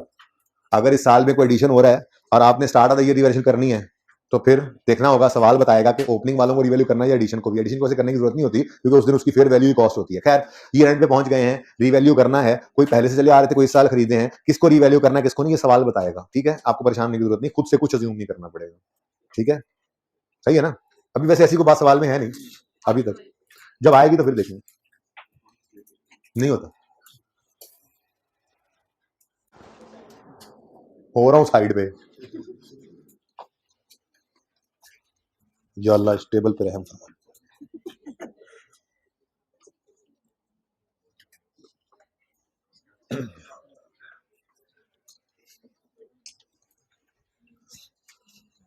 अच्छा जी, इधर देखें, ये ईयर एंड रिवैल्यूएशन है, कोई नहीं, उसूल सेम ही रहे हैं, सिर्फ फर्क ये पड़ा है इस साल में, साल के आखिर में जो रिवैल्यूएशन हुई है तो एक्यूमुलेशन का बैलेंस क्या आ रहा है? जीरो। और हमने सिर्फ एक चेंज किया, ओपनिंग के बाद पहले डेप्शन लिखा फिर ट्रांसफर, बाकी तो सब वैसे ही किया। यहाँ पे क्योंकि start of the year revaluation थी तो डेप्शन में कुछ बैलेंस, एक्यूमुलेशन के अंदर कुछ बैलेंस आ रहा है, और बाकी हमने यहाँ पे पहले ट्रांसफर लिखा फिर डेप्शन। ये दोनों सवाल आमने सामने हैं। आमिर भाई पहले इधर एक फ्रेम लगाएं और 5 सेकंड बाद फिर उस तरफ भी यही फ्रेम लगा लें। यहां तक कोई मसला तो नहीं है? अभी उधर नहीं गए आप जी? बोले जी। अच्छा बच्चों, सही कह रहे हैं भाई। रुपीस सवाल के अंदर देखे बताओ, मिलियन है, बड़ी चोरी फड़ी वैसे मेरी। रुपीस इन कम करा लिया मेरे को, है तुम, ये भी मिलियन में है, इसके ऊपर खुद लिख लो।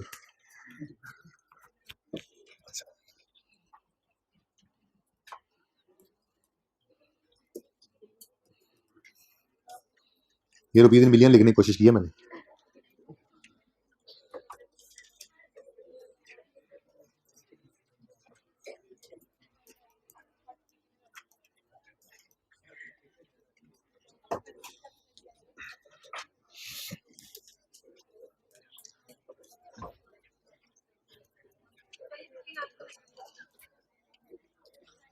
जी इन दोनों सवालों में कोई क्वेश्चन है तो पूछें, इन दोनों सवालों में कोई सवाल है तो पूछें। नहीं है, चलें आगे, कोई कंफ्यूजन तो नहीं है किसी को? चलें जी, फिर अब एसेट्स को बेचते भी हैं। बातें ना करें प्लीज बेटा, प्लीज बातें ना करें। केएल का नोट बनाते हैं जी, और देखें फटाफट कोई चीज जो बनी है वो क्या है, format. Opening, addition, disposal, transfer आप लोग घर से करके आए, इसलिए मुझे कोई जरूरत नहीं टाइम देने की। कितने बच्चों ने ये सवाल अटेम्प्ट किया था? सही सही करना तो कभी भी सवाल नहीं होता मेरा। नहीं, बाकी बच्चों ने अगली बार जब ये पेपर देना तब करना है अटेम्प्ट। किस किसने नहीं अटेम्प्ट किया हाथ खड़ा करें। नहीं अटेम्प्ट किया हाथ खड़ा करें। ये जिन्होंने अभी थोड़े पहले हाथ नहीं खड़े किए थे वो अब हाथ खड़ा करें, जल्दी करें शाबाश। नहीं अटेम्प्ट किया। दोबारा सवाल, कितने बच्चों ने अटेम्प्ट किया है? अच्छा, हाथ नीचे करें। कितनों ने नहीं अटेम्प्ट किया? अब कुछ बच्चों ने दोनों दफा हाथ खड़ा नहीं किया, अब मैं उनको खड़ा कर दूं, क्लास से निकाल दूं? कुछ जवाब तो दिया करें सर, साढ़े लो जवाब दो। ओके ठीक है जी, अगली बार कोई बात नहीं, अगली बार सर अगली बार कर लीजिएगा जी। बच्चों सबसे पहला काम क्या करेंगे, फॉर्मेट। फॉर्मेट बनाएंगे, opening, addition, disposal, transfer, revaluation, closing. Opening, अब चूंकि केएल वाले सवाल में start of the year revaluation है, इसलिए मैंने पहले ट्रांसफर लिखा है, फिर डेप्रिसिएशन। इससे फायदा हो जाता है थोड़ा सा, ठीक है। ताकि कोई ना माने इस बात को तो उसकी मर्जी है, कोई मसला नहीं, अपनी मर्जी करे वो। ओपनिंग, ट्रांसफर, डेप्रिसिएशन और डिस्पोजल और क्लोजिंग, ठीक है जी। शुरू करते हैं जी। नोट बना रहे हैं 31 दिसंबर 16 के साल का, तो ओपनिंग बैलेंस किस दिन चाहिए होगा, यकम जनवरी 16 पर। एसेट अकाउंट का भी और अक्यूमुलेटेड डेप्रिसिएशन अकाउंट। लेकिन बार बार एक काम करना इसलिए होता है कि पक्का हो जाए अब आपको, ठीक है। कॉन्सेप्ट आ गया, अब पक्का भी तो करना है उसको। यकम जनवरी 16 की बजाय कि आप किसके ऊपर खड़े होंगे, 31 दिसंबर 15 पे खड़े होंगे। और 31 15 में खड़े हो गए आप। अच्छा, अब ये जो अंग्रेजियां और उर्दू है ये नहीं लिखनी, पर्चे में जबानी करना है। मैं भी आहिस्ता से देखने कम करता आ रहा हूँ। अब इस बार सवाल सिर्फ करेंगे जबानी जबानी, ठीक है। 31 दिसंबर 15 पे आपने ये दो क्लोजिंग निकालने हैं, तो आपने सवाल से क्या सवाल करना है, क्या ये एसेट 31, देखो अभी तक मैंने कोई लेजर कोई एंट्री नहीं देखी, हम नोट डायरेक्ट बना रहे हैं। ये डिस्पोजल का भी नोट डायरेक्ट बनेगा इंशाल्लाह, वर्किंग से ही बनेगा, ठीक है। तो हम सवाल करेंगे, क्या ये एसेट 31 दिसंबर 15 या उससे पहले कभी रीवैल्यू हुआ। अब सवाल से जाकर देखेंगे तो ये एसेट 31 दिसंबर 15 या उससे पहले कभी रीवैल्यू नहीं हुआ। ये थोड़ा डिफरेंट था ना यूएल से, इसलिए मैंने ये करवा दिया। यूएल तो आप इंशाल्लाह कल डिस्कस कर लूंगा उसको भी, लेकिन जिन बच्चों ने इसको नहीं किया अटेम्प्ट, जाहिर सी बात उन्होंने यूएल को भी नहीं किया होगा, तो ये दोनों सवाल कंप्लीट कीजिएगा बहरहाल। अच्छा, तो हमने सवाल किया, सवाल से कि भाई सवाल, क्या ये एसेट 31 दिसंबर 15 या उससे पहले कभी रीवैल्यू हुआ है। सवाल का जवाब आ गया नहीं, नहीं हुआ। हमने कहा अच्छा, अगर ये एसेट 31 दिसंबर 15 उससे पहले कभी रीवैल्यू नहीं हुआ, तो इसका मतलब एसेट अकाउंट में एसेट की कॉस्ट पड़ी होगी। एसेट की कॉस्ट है 200 मिलियन, ठीक है जी। 200 मिलियन एसेट की कॉस्ट है, तो 31 दिसंबर 15 पर एसेट अकाउंट के अंदर 200 पड़ा होगा। अब अगर ये एसेट कभी भी रीवैल्यू नहीं हुआ, तो 31 दिसंबर 15 पे खड़े होकर एक्यूमुलेटेड डेप्शन अकाउंट के अंदर कितनी डेप्शन पड़ी होगी, डेट ऑफ परचेज, पैदाइश के दिन से लेके 31 दिसंबर 15 तक की डेप्शन। अब ये फिगर ढूंढने के लिए देखो, हर बार मैंने वही काम किया है। मैंने आपको पहले भी एक बात बताई थी बेटा कि हम किसी सवाल, किसी टॉपिक के अंदर ऐसा नहीं करेंगे कि हर सवाल का फॉर्मेट डिफरेंट हो, बल्कि हम हर टॉपिक के अंदर जो सवाल है ना, उस हर सवाल को एक तरीके से करेंगे, ताकि आपको कभी ये ना हो कि आइए 16 का सवाल पीपी का आगे शुरू कहां से करना है। अब देखो, मैं तीसरा सवाल कर रहा हूं इस वक्त आपके सामने, और तरीका किसी में भी नहीं बदला। कैसे शुरू करना है, फॉर्मेट बनाना है, ओपनिंग कैसे निकालने, हर एक के बारे में एक जैसा काम चल रहा है। ऐसे ही हर टॉपिक के अंदर चलेगा, ठीक है ना। बस पढ़ते रहिएगा काइंडली जी। तो अगर ये एसेट कभी रीवैल्यू नहीं हुआ, तो फिर अक्यूमुलेटेड डेप्शन अकाउंट के अंदर यकम ये डेट ऑफ परचेज से 31 दिसंबर 15 तक की डेप्शन पड़ी होगी। तो इसके इस फिगर के लिए हम कहां आते हैं, वर्किंग में। हम वर्किंग में आए और हमने देखा 31 दिसंबर 15 तक लाना है यकम जनवरी 10 से। तो वो सारी वर्किंग वैसी डिटेल नहीं की थी हमने, वैसे ही शॉर्टकट ऑलरेडी किया हुआ है। ये 60 रुपीज की डेप्रिसिएशन जो है, ये यकम जनवरी 10 से 31 दिसंबर 15 तक की डेप्शन है जो एक्यूमुलेट हुई पड़ी है एक्यूमुलेशन अकाउंट के अंदर। तो एक्यूमुलेटेड डेप्शन अकाउंट का क्लोजिंग बैलेंस आएगा 60, ठीक हो गया जी। ये 60 कैसे आया जी, डेट ऑफ परचेज यकम जनवरी 10 से 31 दिसंबर 15 तक का डेप्शन का बैलेंस, क्योंकि ये एसेट इससे पहले कभी रिवैल्यू हुआ ही नहीं। अगर होता तो उस दिन तक डेप्शन एलिमिनेट होकर जीरो हो जाया करती थी, यही सिखाता आ रहा था, ठीक है। ओके, अब ये दोनों क्लोजिंग्स पर्चे में ये लिखने की जरूरत भी नहीं है, बस जब याद हो जाए तो बस ये खुद ही कैलकुलेट किया करेंगे, जबानी जबानी वर्किंग से देखकर चीजें और लिख लिया करेंगे, ठीक है। ओपनिंग में बहरहाल 200 एसेट अकाउंट में ओपनिंग आ गया, और 60 जो है वो एक्यूमुलेशन अकाउंट के अंदर, ठीक हो गया जी। ओके, अब 50% काम जो होता है ना वो यहाँ पे हो जाता है। ठीक है, इसके बाद कोई गलती के चांसेस रह नहीं जाते। चलिए अब आगे। अब 16 का साल ऑफिशियली स्टार्ट हुआ और स्टार्ट होते ही एसेट हमारा खैर से रीवैल्यू हो गया। यकम जनवरी 16 पर एसेट रीवैल्यू होकर 480 पे चला गया।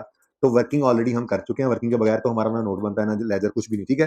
तो वर्किंग में आए, यकम जनवरी 16 पे एसेट रीवैल्यू करना है, तो एसेट अकाउंट के अंदर सबसे पहले क्या करना है हमने, ट्रांसफर। अब यकम जनवरी 16 पर ट्रांसफर की एंट्री करने के लिए अगर नोट बना रहे हो तो ऑलरेडी ओपनिंग निकाला हुआ है, इधर से देखने की जरूरत भी नहीं, वैसे 60 ही है, लेकिन आपका नोट ही बता रहा है कि डेट ऑफ रीवैल्यूएशन अगर यकम जनवरी 16 है तो यकम जनवरी 16 पे अक्यूमुलेटेड एसेट का बैलेंस कितना पड़ा, 60। सही है ना, समझ आ रही है सबको। तो 60 से अक्यूमुलेटेड डेप्रिसिएशन डेबिट करो और 60 से एसेट अकाउंट को क्रेडिट करो। हो गया जी ट्रांसफर। उसके बाद सरप्लस या लॉस की रिकॉर्डिंग है। सरप्लस है कि लॉस है, सरप्लस है कि लॉस है, सरप्लस है। 340 का सरप्लस आया, डेबिट हो रहा है एसेट अकाउंट में, क्रेडिट जहां मर्जी हो, फिलहाल इंटरेस्टेड नहीं, हम वक्त आने पे इसका इंटरेस्ट भी शो कर देंगे जी। तो कितने से जी, 340 से एसेट हो गया, ठीक हो गया। अभी इसको फाइनल ना करो क्योंकि आज डिस्पोजल है, माना एडिशन नहीं है बट डिस्पोजल तो है, ठीक है, अभी रुक जाए। खैर यहां तक कोई मसला है तो बताएं। यहां तक तो नॉर्मल सवाल था, बस करते क्या थे पिछले 2 सवालों की तरह, सिर्फ इस साल के डेफिनेट एक्सपेंस को डालते थे और क्लोजिंग निकल आते थे, लेकिन आज डिस्पोजल भी है, ठीक है। अब मैंने आपसे अर्ज किया कि अगर हम पीपीई का नोट बना रहे हो तो हमें इंटरेस्ट होता है सिर्फ इस कॉलम के साथ, ऐसे ही है, सही है, सरप्लस और प्रॉफिट एंड लॉस से कोई सरोकार नहीं, ठीक है। अच्छा, अब सबसे पहले इस 5 रुपए की एंट्री करवाएं, 5 रुपए की एंट्री करवाएं। 5 रुपए की एंट्री क्या है, मैं एंट्रीज देखना भी नहीं पसंद कर रहा, मुझे पता है कि ये एंट्रीज पड़ी हैं, आप 1 मिनट में देख लेंगे, नहीं, लेकिन नहीं, लेजर से या एंट्री से नोट बनाया तो क्या बनाया है? हम बनाएंगे वर्किंग से डायरेक्ट इस नोट, ठीक है। ओके जी, 5 रुपए की entry, depreciation expense profit and loss में डेबिट और अक्यूमुलेटेड डेप्रीसिएशन क्रेडिट, डन हो गया।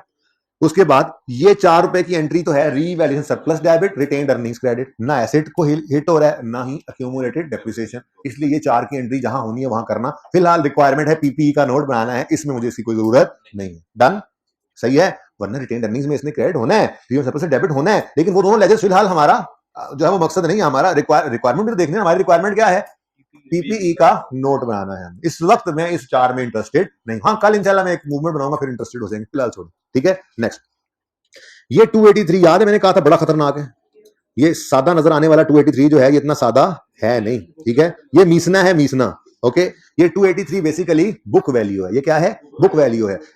इस वर्किंग में तो ये बुक वैल्यू ही आएगी, लेकिन हमारे पास एंट्री थोड़ी सी ऐसे देख लेते हैं, ऐसे थोड़ी देर के लिए, जरा पहली दफा है ना, ये देखो, ये 288 से एसेट अकाउंट में से 288 माइनस क्रेडिट होना है, रीवैल्यूड अमाउंट, और एक्विजिशन अकाउंट में से 5 डेबिट होना है, वही वर्किंग के अंदर नेट होकर 283 आ रहा है ना, ठीक है। लेकिन हमने एंट्रीज नहीं देखा करनी। जब भी रीवैल्यूड एसेट है और डिस्पोज हो रहा है तो सिंपली अपनी वर्किंग 2 में आओगे, यही 288 और 5 आपको यहां से मिलेगा। यही तो आपको सिखाया था कि 2 ही चीजें चाहिए हमें इस पीपीई का नोट बनाने के लिए, हमें सिर्फ 2 चीजें रिक्वायर्ड है डिस्पोजल की, एक एसेट अकाउंट में से क्या निकलना है, दूसरा अक्यूमुलेटेड एसेट अकाउंट में से क्या निकलना है, तीसरा स्टेप क्या था, कैश, हमारी बला से जहां जाए, तो चौथा स्टेप क्या था, गेन या लॉस, कहां जाता है, प्रॉफिट एंड लॉस में, क्या वो बना रहे हैं इस वक्त। तो इसका मतलब सिर्फ ये 2 चीजें, यानी पहले 2 स्टेप्स मुझे डिस्पोजल का, डिस्पोजल के, अगर मैं पीपीई का नोट बना रहा हूं तो, ठीक है, जागते रहना है, ओके। अब 288, ये वही 288 जो एसेट अकाउंट में क्रेडिट हो रहा है, और ये वही 5 है, किधर गया, किधर गया, किधर गया, ये वही 5 है जो एक्विजिशन अकाउंट में डेबिट हो रहा है, तो सही है ना, बात समझ रहे हो, ठीक है। लेकिन मैं कह रहा हूं कि हम वर्किंग से नहीं देखा करें, ये लेजर से नहीं देखा करेंगे या जनरल एंट्री से नहीं देखा करेंगे, तो वो हमारे लिए बनाने हैं नहीं बनाने ये जरूरी नहीं है। अगर हमें नोट कह रहा है तो वर्किंग तो हमने जरूर की होगी, उस वर्किंग से ही देखकर हम डिस्पोजल ऑफ रीवैल्यूड एसेट को रिकॉर्ड करेंगे। तो स्टेप 1 एसेट अकाउंट, भाई हाइब्रिड 2 के अंदर डिस्टर्बेंस तो नहीं आ रही, भाई हाइब्रिड 2 के अंदर सही आ रही है पिक्चर साकिब, ओके जी। स्टेप 1 एसेट अकाउंट में से जाने वाले एसेट की लेटेस्ट रीवैल्यूड अमाउंट को माइनस करना है, वो कितनी है, 288। तो 288 को इधर देखो, डिस्पोजल, आप पहले डिस्पोजल लिखा हुआ है, कर एंड पे रहे हैं, भाई मैंने आपको बताया कोई तरतीब जरूरी नहीं है, आप जो मर्जी पहले लिख लो, जो मर्जी बाद में, आपकी मर्जी। डिस्पोज हो गया, एसेट अकाउंट में से एसेट की रीवैल्यूड निकाल दी हमने, और एक्यूमुलेटेड डेप्रिसिएशन अकाउंट में से इसके एक्यूमुलेटेड डेप्रिसिएशन को भी डेबिट कर दें। ये 2 फिगर्स है ना, ये देखो 288 और 5। आज पहला दिन है, एंट्री को चाटी मरवा रहा हूं मैं, ये building credit accumulated depreciation debit, लेकिन पर्चे में नहीं देखना, पर्चे में ये बिल्डिंग को क्रेडिट करोगे 288 से और अक्यूमुलेशन को डेबिट करोगे 5 से, डन हो गया। चलो उसके बाद कुछ रह तो नहीं गया, ये 14 रह तो गया है। अच्छा ये 200 क्या कर रहे हैं, 200 का इसका करना है, लेकिन फिलहाल मैं इसमें इंटरेस्टेड नहीं। इसकी entry surplus debit retain earnings credit, फिलहाल उससे कोई मुझे सरोकार नहीं है। हाँ, इस 14 को पकड़ो, इसकी एंट्री है depreciation expense debit, accumulation credit और डेप्रिसिएशन एक्सपेंस प्रॉफिट लॉस में डेबिट हुआ। ओहो अच्छा, यहाँ तो सिर्फ 5 लिखा हुआ है। ये 5 भी लिखना जरूरी है। कोई ये ना कहे मुझे ये 5 यहाँ लिखा ही क्यों जब निकालना था। मैं ले जाऊंगा उनको पहले दूसरे तीसरे लेक्चर में, जब पहले दिन मैंने आपको कहा था पहले डेबिट एक्सपेंस को क्रेडिट करोगे तो फिर डिस्पोजल अकाउंट की तरफ फेंकने के लिए डेबिट करोगे ना। पहले इस अकाउंट में क्रेडिट होगी, डेबिट फिर निकलेगी ना। 5 की डेबिट पहले यहाँ फेंकोगे फिर ही निकालोगे ना। ये पहले, ये दूसरे तीसरे लेक्चर की बात है, जब पहली बार मैंने आपको लेजर बनाना सिखाया था और डेप्रिसिएशन एक्सपेंस की, हाँ डिस्पोजल की, पहले सॉरी डिस्पोजल, जब पहला दिन डिस्पोजल सिखाया था तो डेप्रिसिएशन एक्सपेंस की कैलकुलेशन के अंदर मैंने पहले डेप्रिसिएशन एक्सपेंस पहले कर लिया था। फिर मैंने वो आपको सिखाई थी एक बात कि पहले एसेट की सारी जिंदगी डेप्रिसिएशन क्रेडिट की जाती है एक्यूमुलेशन अकाउंट के अंदर, फिर डिस्पोजल के दिन उसको क्या कर दिया जाता है, डेबिट। तो ये 5 पहले क्रेडिट हुआ फिर डेबिट हुआ। लेकिन सिर्फ ये अकेला 5 नहीं है, असल में 5 भी था और 14 भी था, यानी यहां पर होना चाहिए था 19। ठीक है ना। तो 19 में डिस्पोजल की डेप्रिसिएशन पहले क्रेडिट हुई एक्यूमुलेशन अकाउंट के अंदर, फिर 5 हमने निकाल दिया, डेबिट कर दिया, और एसेट का क्लोजिंग आ गया, बताओ कितना, 192। जस्ट ऐसे ही, वैसे जरूरत तो नहीं होती लेकिन चलो ऐसे चापी मार लेते हैं। ये देखो, ये देखो, ये क्या है, ये जो रिमेनिंग बिल्डिंग्स थी उनकी रीवैल्यूड अमाउंट है, याद है जिससे डेप्रिसिएशन निकाली थी। ठीक है, तो एसेट अकाउंट भी क्या शो कर रहा है, जो बिल्डिंग्स बच गई हैं उनकी लेटेस्ट रीवैल्यूड अमाउंट ही शो कर रहा है। ठीक हो गया। अच्छा जी, इसका क्लोजिंग बता दें, 14। अब 192 में से 14 को माइनस करें तो 178। ये हमारी वर्किंग से भी मैच कर रहा है, 178। ठीक है जी। तो ये अगर डिस्पोजल भी आ जाए तो कोई इतनी बड़ी मुसीबत नहीं पड़ जाती है हमारे नोट के अंदर, नोट फिर भी वैसे ही बनेगा। ठीक है, लो कोई क्वेश्चन है तो पूछ लो।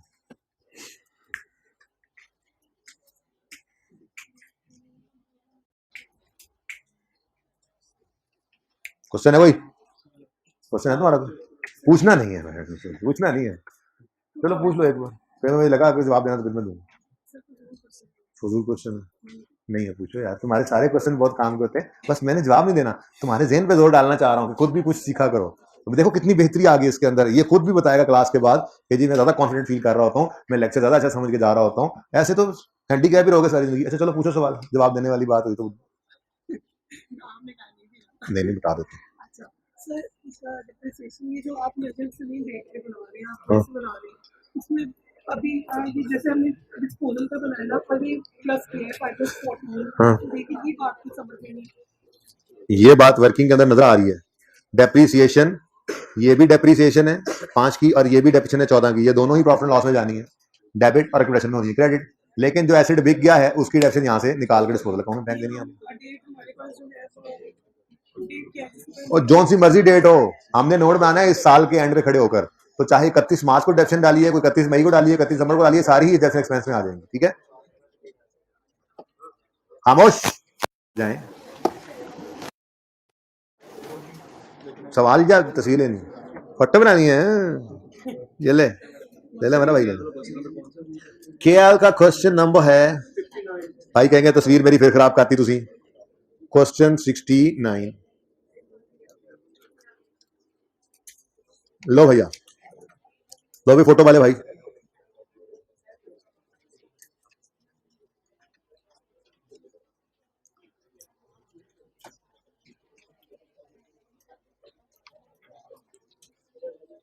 एंजॉइंग पीपी का नोट, अब आज आप बना के लाएंगे पीपी का एक एग्जाम लेवल का नोट घर से, फिर कल वो मैं बनवाऊंगा। हैंड आउट्स अपने आप ओपन कर लें, सफा साफ ऐसे करके। भाई यूएल वाला सवाल का नोट आप घर पे बना लेना, ओके, कल मैं बना दूंगा।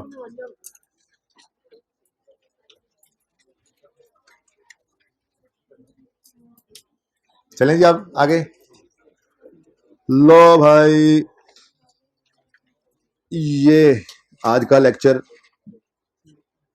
इससे मैंने यूएल का नहीं बनाया नोट, बाकी केएल का बन गया, 59 का बन गया, 64 का बन गया। और अब देखें मैंने क्या लिखा हुआ है, 0.5 पे क्या लिखा हुआ है, ऊपर क्या लिखा हुआ था, प्रिपेयर्ड वैसे लिखना था मैंने, प्रिपेयर्ड नोट, प्रिपेयर हो गए नोट्स। ठीक है जी, सॉल्व नहीं लिखा, मैंने लिखा स्टार्टेड सॉल्विंग। मैं थोड़ी सी बात करूंगा, फिर आप घर पे सॉल्व करेंगे, उसके बाद फिर कल मैं इंशाल्लाह लेक्चर में लिख के आऊंगा सॉल्व्ड फैम वाला सवाल। ठीक है जी, आई के क्वेश्चन बैंक का क्वेश्चन है जी, ये और एक अच्छा एग्जाम लेवल का सवाल है।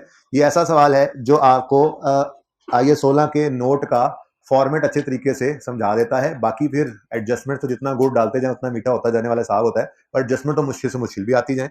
लेकिन बेसिक फॉर्मेट ये सवाल जब मैं कल करवा दूंगा आपको इंशाल्लाह, आप पीपीई का सवाल करने के पीपीई के सवाल के साथ झगड़ा करने के काबिल हो जाएंगे। जो झगड़ा करने के काबिल खुद को समझते होंगे और जो टेस्ट के अंदर इसकी प्रैक्टिस करेंगे उनकी बात कर रहा हूँ। और जो जिंदगी पहली बार जाके आईकेएफ के अंदर पहली बार झगड़ा करने की कोशिश करेंगे तो उनके पल्ले कुछ नहीं होता, ठीक है ना जी। अच्छा, सवाल की रिक्वायरमेंट पढ़े।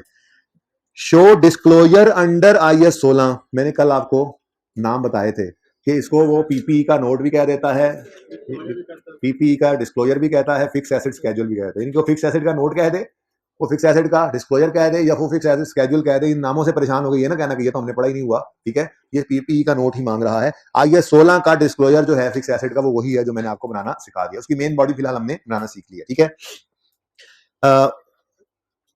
Show the disclosure under IAS 16 in relation to fixed assets in the notes to the published accounts for the year ending 31 December 15। किस साल का बनाना है हमने नोट? 31 दिसंबर 15 का। अच्छा, अब कुछ लाइनें मैंने जो काटी हैं, खुदारा आपने इनको नहीं काटना, ये सवाल का भरपूर हिस्सा है। ये कल सारी की सारी लाइनें मिट जाएंगी और मैं इन सबको समझाऊंगा। इसलिए ये ना हो के काटा वाटा करके तुम आ जाओ जी सवाल खत्म, नहीं भाई, कल वो सारा कुछ करना है तो फिर आपके लिए कोई नया हैंड आउट नहीं होगा। ओके, बुक प्रोबेबली कल आ जाएगी, मैं कंफर्म कर दूंगा आप लोगों को क्लास में भी, और फिर मैसेज भी करवा दूंगा। प्रोबेबली कल आ जाएगी बुक, ठीक है।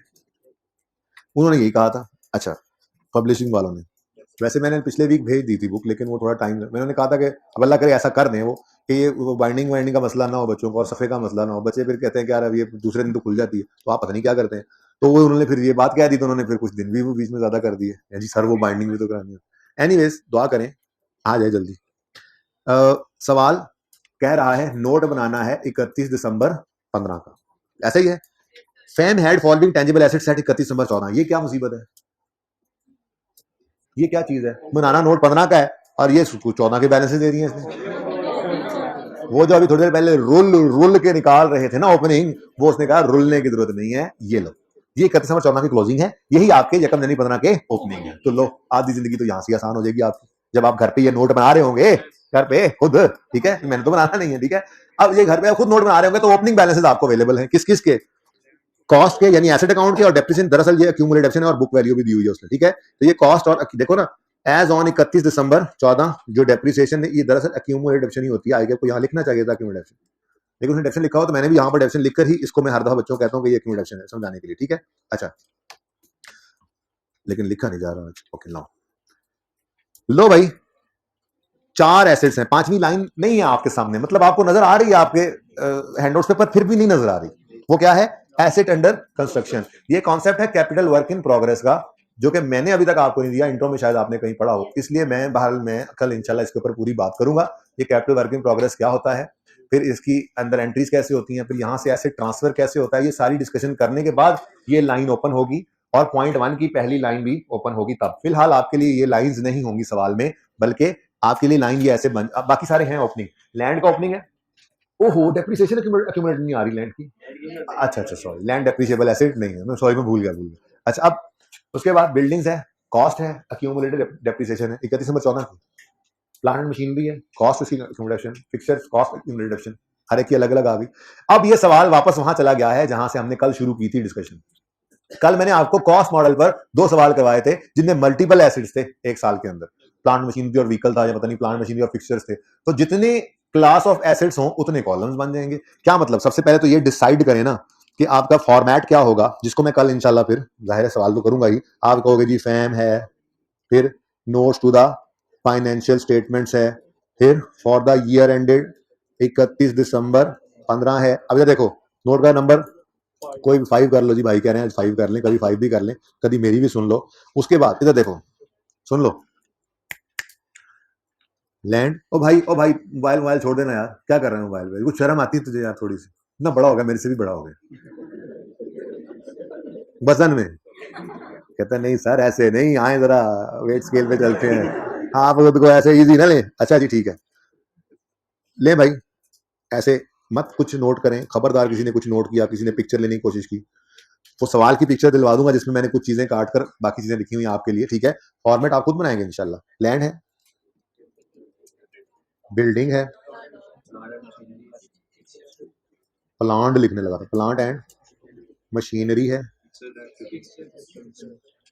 फिक्सट्यूरेस एंड फिटिंग्स हैं, और चूंकि सवाल ने नहीं कहा कि ना बनाओ इसलिए बनाओ टोटल का कॉलम। वैसे आमतौर पे आजकल के सवालों में क्या देता है, total column is not required, comparative is not required and total is not, यानी कि 15 में खड़े हो सिर्फ 15 का नोट बना दो, 14 का नाम बनाना। कभी कह देता है कंपैरेटिव बनाओ, कभी कहता है रहने दो, ठीक है। टोटल कॉलम के बारे में कभी खामोश हो जाता है, कभी कह देता है मत बनाओ, खामोश तो बनाना है, और कह दे टोटल कॉलम नहीं बना तो फिर पागल थोड़ी ही बनाएंगे, ठीक है। एक तो ये फॉर्मेट ध्यान में आ गया आपके। उसके बाद यह देखो, ये क्या है जी, क्लोजिंग तक, फिर एक्यूमुलेशन क्लोजिंग तक, और फिर बुक वैल्यू। इसके नीचे आप जिन एसेट्स में कॉस्ट मॉडल होगा उसके नीचे कॉस्ट मॉडल लिखोगे, जिसके रिवर्स मॉडल यूज होगा उसके नीचे रिवर्स मॉडल लिख लोगे, ठीक है ना।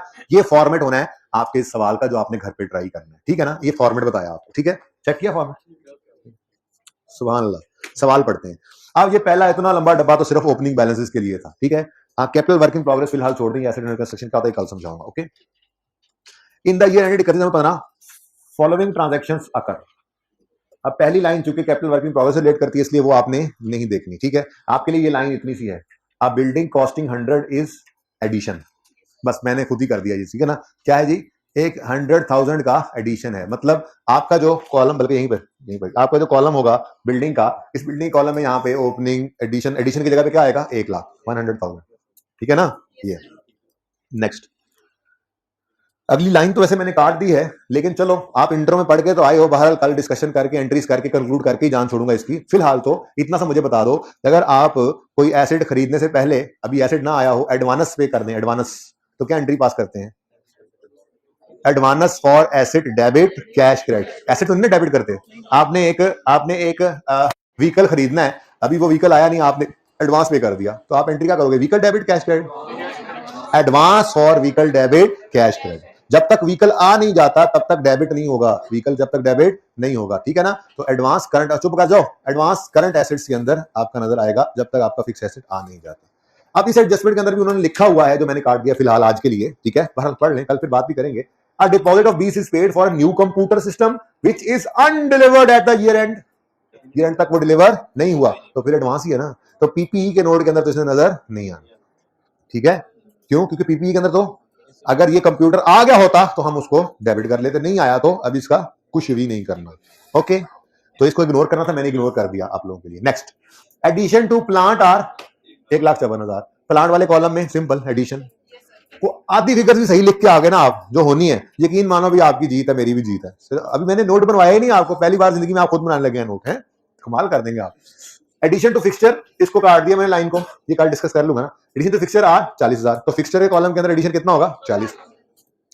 फॉलोइंग एसेट्स आर सोल्ड, लो इसमें भी कुछ नहीं करना, प्लांट की कॉस्ट भी गिवन है, डेप्रिसिएशन ब्रॉड फॉरवर्ड का मतलब अक्यूमुलेटेड ऑप्शन ये भी गिवन है, सेल प्रोसीड भी गिवन है, लेकिन सेल प्रोसीड का थोड़ी पहले मैंने बताया नोट बनाते हुए हमने कुछ नहीं करना, ये नोट बनाते हुए हमने इसका कुछ भी नहीं करना। क्यों, क्योंकि ये तो कैश डेबिट करके और फिर गेन लॉस निकालते हैं, नोट के अंदर तो सिर्फ एसेट और अक्यूमुलेटेड डेप्शन के अकाउंट्स हैं। एसेट के अकाउंट में से 277 ने क्रेडिट होना है और अक्यूमुलेटेड अकाउंट के अंदर से 195 ने डेबिट होना है। ऐसे ही फिक्सचर में 41 ने क्रेडिट होना है और 31 ने डेबिट होना है, तो ठीक है।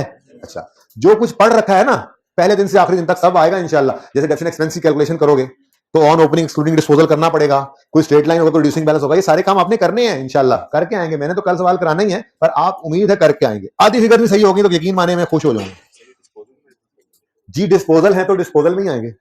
अच्छा सुने सुने सुने सुने, अहम बात, भाई की बात से मुझे एक बात याद आ गई। सवाल में 2-3 एडिशंस लिखे हुए नजर आए, बिल्डिंग भी आ रही है, ड्यूरिंग द ईयर लिख दिया उसने, प्लांट भी लिख दिया, फिक्सचर भी लिख दिया, डेट नहीं लिखी किस दिन आए डेप्रिसिएशन के लिए, फिर डिस्पोज हो रहे हैं 2 एसेट्स, किस दिन हो रहे हैं, डेट नहीं लिखी इसने, ये प्रॉब्लम है, ठीक है। लेकिन एक उसूल है जो ये नहीं कि सिर्फ इस सवाल के लिए और आगे फिर को नई गोली कराऊंगा आपके लिए तो तैयार करके, ऐसा कुछ नहीं है। ये एक उसूल है जो हमेशा हम अप्लाई करेंगे काउंटिंग के अंदर, वो ये है कि अगर सवाल के अंदर डेट ऑफ एडिशन या डेट ऑफ डिस्पोजल मिसिंग हो तो साल का पहला दिन अज्यूम कर लेना। अभी लिखवाता भी हूं, पहले सुनो क्या मतलब हुआ।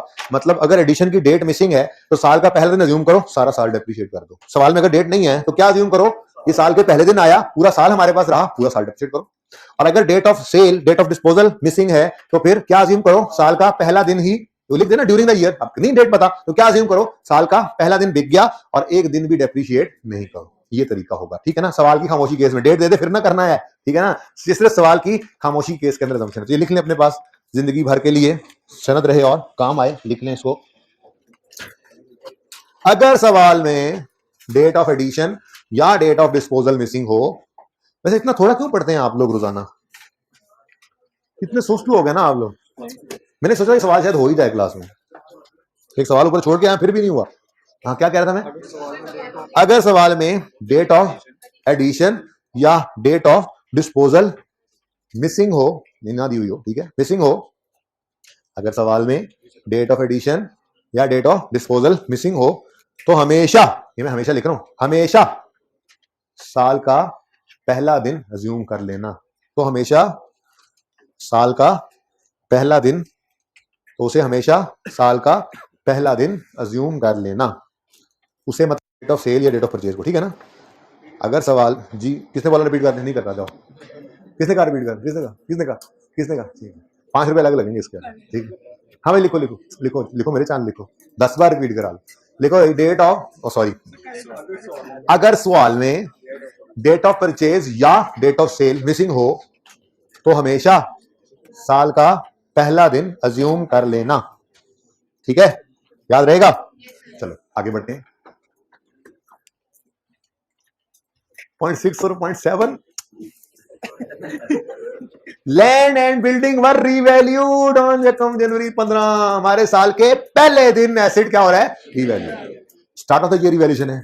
तो फिर फॉर्मेट बनाते हुए ओपनिंग के बाद पहले डेप्रिसिएशन ना, है ना, है ना, है ना? पहले ट्रांसफर फिर डेप्रिसिएशन, ठीक है, पहले ट्रांसफर फिर डेप्रिसिएशन, इससे फायदा होगा। अगली बात, land and building were revalued to 1500, इसका क्या मतलब है, ये 1500 क्या है, रीवैल्यूड अमाउंट है, फेयर वैल्यू है, यानी वो कह रहे हैं लैंड और बिल्डिंग 1500 पर चला गया। अब मसला यह, ऊपर लैंड अलग है बिल्डिंग अलग है, उसने यहां पे भी अलग कर दिया, टेंशन ना लो। कहते हैं 1500 इसकी रीवैल्यू, लैंड एंड बिल्डिंग की रीवैल्यू कितनी है जी, 1500, of which land is worth 900। तो अगर 900 लैंड है तो फिर 600 क्या होगा, लैंड और बिल्डिंग अगर 1500 है तो फिर उसमें से 900 लैंड है तो फिर बाकी बिल्डिंग ही हुआ ना, ठीक है। अब इन दोनों को अलग अलग रखना है, वैसे भी मैंने कॉलम अलग अलग रखे हुए हैं। लैंड अगर रीवैल्यू हो शदीद आसान, लेकिन वर्किंग करनी है आपने तरतीब से, जैसे वर्किंग सिखाई हुई है, date, description, asset, reason, surplus, profit and loss, ये ओपन करोगे, एसेट की जगह लैंड लिख दोगे, फिर उसको वर्किंग कोशिश करोगे यकम जनवरी 15 पर रीवैल्यू करने की, स्टार्ट तो करोगे ना, 31 दिसंबर 14 यकम जनवरी 15 पर वैल्यू गिवन है, उससे स्टार्ट करोगे, फिर रीवैल्यू वगैरह करोगे, ऐसे ही बिल्डिंग के साथ करोगे, ठीक है ना। वो वर्किंग करने के बाद वही काम जो आज सारा दिन लगा के किया वो करोगे, इंशाल्लाह लैंड और बिल्डिंग भी रीवैल्यू हो जाएंगे, इंशाल्लाह हो जाएंगे, नहीं तो कल आना ही है आप। लेकिन सबसे अहम बात वो लाइन है जो मैं पिटता रहा था कि बड़ी इंपॉर्टेंट लाइन है, आप ध्यान नहीं देते थे, जरा देखो आज आ गई ना, पास्ट पेपर में भी ऐसी लिखी होती है लाइन, अभी तो क्वेश्चन बैंक के सवाल में आई ना, पास्ट पेपर में भी ऐसी लिखी होगी, क्या, the useful economic life of building is unchanged, क्या मतलब, रिवैल्यूएशन के बावजूद हम उसे चेंज नहीं करेंगे, रिमेनिंग फिर भी निकालेंगे। अब पहली बात तो ये है कि मुझे पता हो कि असल लाइफ थी कितनी, नहीं जी, बिल्डिंग्स पॉइंट 8 में देखो क्या कह रहा है, बिल्डिंग्स 2% स्ट्रेट लाइन डेफिसिट करते हैं, प्लांट को 20% स्ट्रेट लाइन और फिक्सचर्स को 25% रिड्यूसिंग बैलेंस, ठीक है।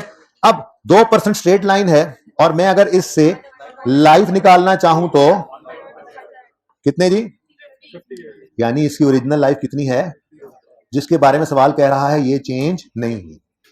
अब रीवैल्यूएशन के दिन कितना अर्सा गुजर चुका है इनको खरीद, ये अगली लाइन में लिखिए, the buildings were purchase 10 years before revaluation, इसका मतलब 10 साल पहले इन्हें खरीदा था, तो फिर 50 में से 10 गए तो रिमेनिंग कितने बच गए, सॉरी 40, ठीक है, तो 40 क्या है, रिमेनिंग लाइफ, ओके डन जी।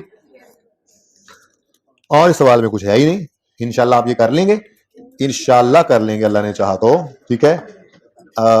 आज के लिए बस इतना ही, यूएल वाले सवाल का नोट बनाना है और इस सवाल का जिंदगी रही तो कल मिलेंगे, अल्लाह हाफिज, अस्सलाम वालेकुम।